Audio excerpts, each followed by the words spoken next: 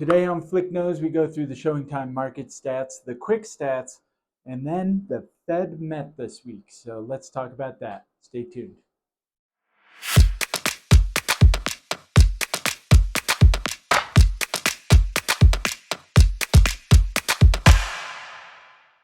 Hey everybody, thanks for tuning in for another episode of Flick Nose. Here we go. We're going to get right into it with the quick stats.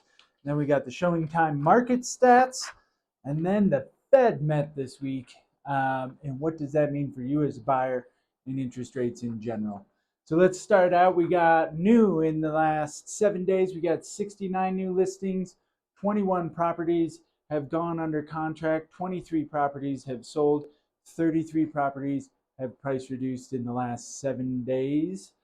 69, I mean, gosh, this is a big number in comparison to what we've been seeing. I mean, in the past, in 2021, we'd see 100, but we'd also see 75 go under contract in that 1 week.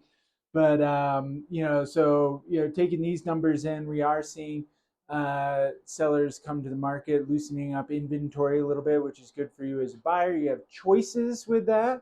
You're going to be negotiating a little bit more. We've been talking quite a bit about prices. That's a big question I always get, and we can get into that a little bit more when we're talking about the mortgage rates here. Today we're at 930 active properties. That includes the pending ones. 568 choices, as we've said in past weeks. We were really peaking out in July at 450 active or choices that you could put a property under contract on.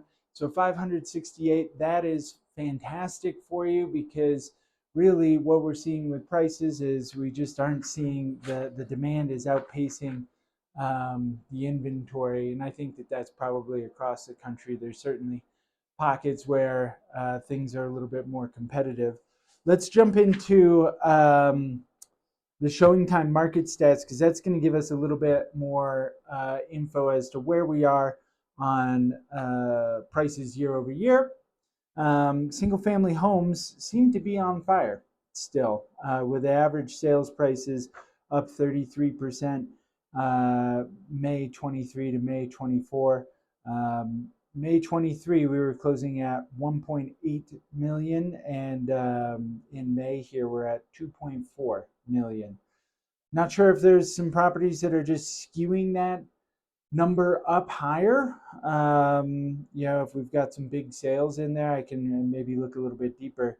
Year to date, though, if you go across the whole year to date, we were averaging 1.94 last year, 2023, year to date through May, and this year we're averaging 2.4.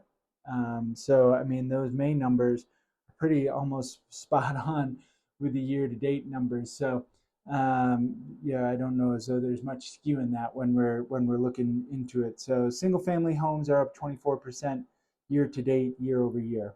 Month supply of inventory, however, is at 5.3. We consider 6 a balanced market, six months a balanced market. We're still in that 97-98% list price there, and days on market is relatively the same as it was last year. And that's just for single family homes. When we jump into townhomes and condos, the numbers are a little bit different. Average sales price for May was darn near the same, 857,000 versus 856,000. So a 0.1% decline. We're on a little bit of a plateau there with townhomes and condos. Again, area dependent. This is for all of Summit County. There are pockets throughout that have a little different numbers there, but it's easy to boil it down into all of Summit County here, which is where we work. So year to date, however, up 7.5% from 822,000 on average to 884,000. We are at 5.8 months supply of inventory, which again, 6 months is roughly what we consider a balanced market there. So, the Fed met earlier this week, and I don't think it was any surprise to anybody that they opted to not lower rates, right? They kept the rates right where they were.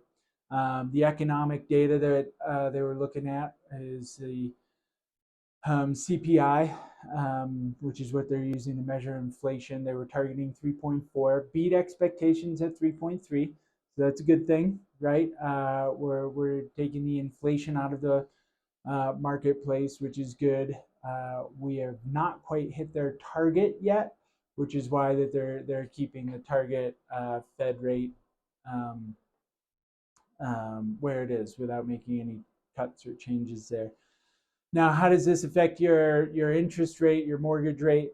Although they are somewhat correlated, they're not directly correlated. Where you got to watch some of these mortgage swaps and see what's going on there.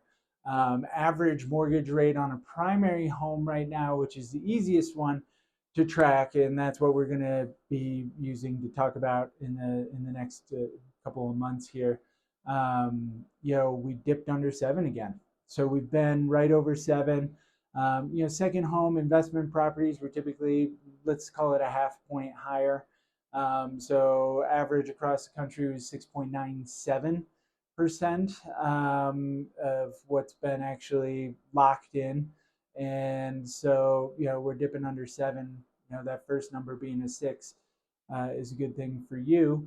And, so for second homes investment properties, we're probably looking closer to that 7.25 to 7.5, depending on where you fall on that there. So, I think that's a good indication.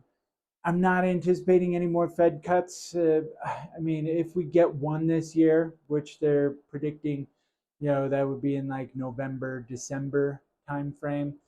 It would be one cut, and great. But I think things are going to take a little bit slower to react, and interest rates are going to slowly come down, even though the Fed rate isn't coming down based off of good consumer data there. But we'll keep you posted. We're keeping an eye on it here.